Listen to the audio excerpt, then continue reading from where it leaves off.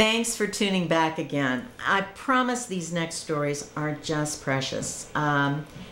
These are the stories of when I lived on River Road in my little adorable 600 square foot cottage.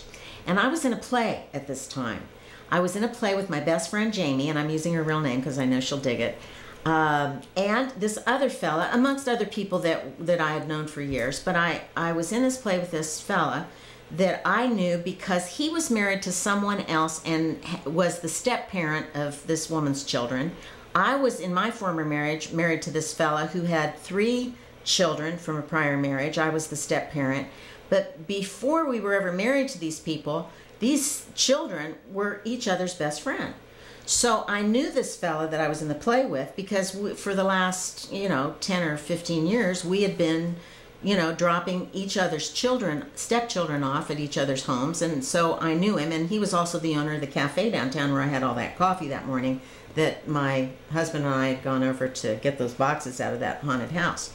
Anyway, that's kind of what was going on during this time, and I was continuing to explore my freedom and participating in things that I wouldn't have participated in necessarily if I'd been married. And one of the things was this Hobby Lobby group. Hobby Lobby in Wimberley, Texas was an organization that was designed to raise money for different other organizations in town that worked in concert to support the town because we were unincorporated. And so the money that was garnered every year came from some of these groups. And Hobby Lobby was this really neat organization. There were volunteers that would volunteer their expertise in some area of study. And they would teach a class. Usually it was 2 or 3 or 4 classes. There were cooking classes and travel classes and gardening classes and all kinds of stuff. And this one class that was offered was about dreams. Well, that was right up my alley. So I signed up for this class. So I went to this class, and I think we had 3 classes. And I think the last class, the real icing on the cake, so to speak, was that we were going to discover who our dream guide was in this class, this last class. So I went with great anticipation in discovering who my dream guide was. So there were probably about 15 of us in the class, and we were all arranged in a circle, sitting down in chairs in this inn. This teacher was an innkeeping friend of mine, and she was taking us through this guided meditation. So she had us close our eyes, and she guided us to see this path. And we got on the path, and she's talking us through this meditation. And we are kind of doing whatever she's asking us to do. So we get on this path, and on my path, there were flowers off to the side. It was a rocky path, a dirt rocky path. So I'm going, and she's telling us to go up this hill. So I'm going up this hill in my guided meditation, and at some point she has us stop, and she has us look over our left shoulder to see what we see. And I saw a beautiful meadow with a river, very much like Wimberley, Texas. And we continue on up the hill, and when we get to the top of the hill, that's when we see and recognize our dream guide. So I get to the top of the hill, and there's Jesus again. So I get to the top of the hill, and our teacher instructs us to ask the question of our dream guide, what is it that I need to grow? And then she tells us that our dream guide will tell us the answer. And then we'll come back down the path, and we'll open our eyes, and we'll share this experience. Well, when I got to the top of the hill, there was Jesus. And I said, Jesus, you're my dream guide? And he said, yes. And I said, well, I have a question. What do I need to grow? And Jesus extended his hands to me, and in his hands, with just this mound of red cut-out construction paper hearts. And he hands these to me. And I looked at them, and I looked at Jesus, and I said, red construction paper hearts? Is that all? Well, I couldn't believe I said this to Jesus. But he only smiled at me and kind of, I think, almost anticipated this response from me. But in that moment that I kind of rejected them or asked him, is this all?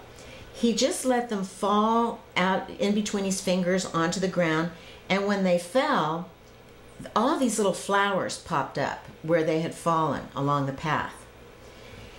And with that, he took his hands and he reached through his robe, through his skin, through his muscle, his ribs, and he reached inside of himself.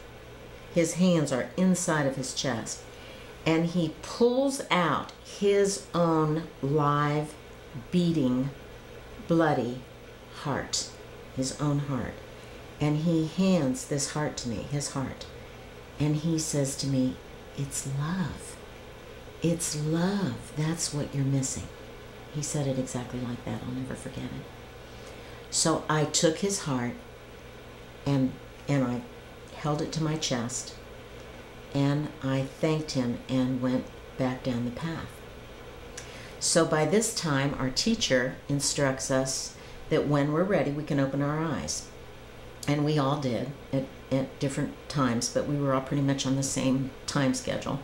We opened our eyes, and our instructor asked us to start with the person to my left, and if everybody felt like it, or if each person felt like it, they could share their experience.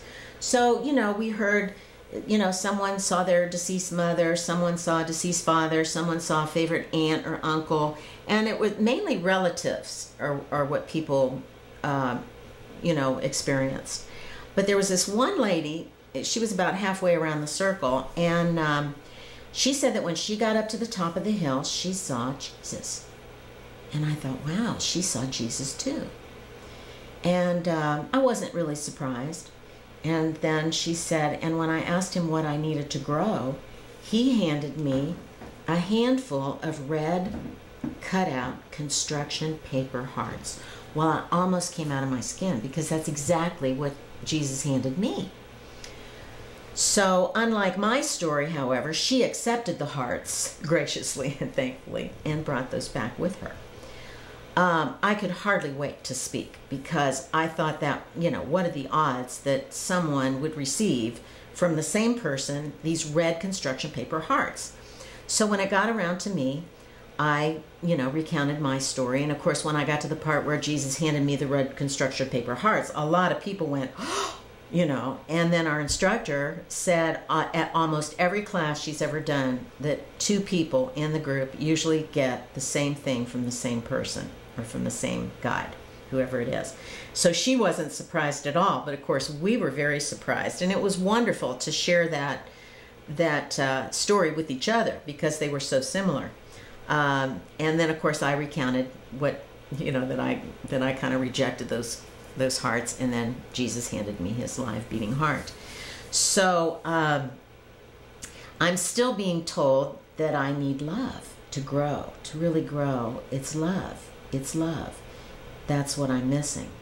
So I left that class feeling really, really fulfilled in the way that I knew that Jesus was right, that I needed even more love, and there's more love to come. So I hope you'll tune in for it, and thanks for watching.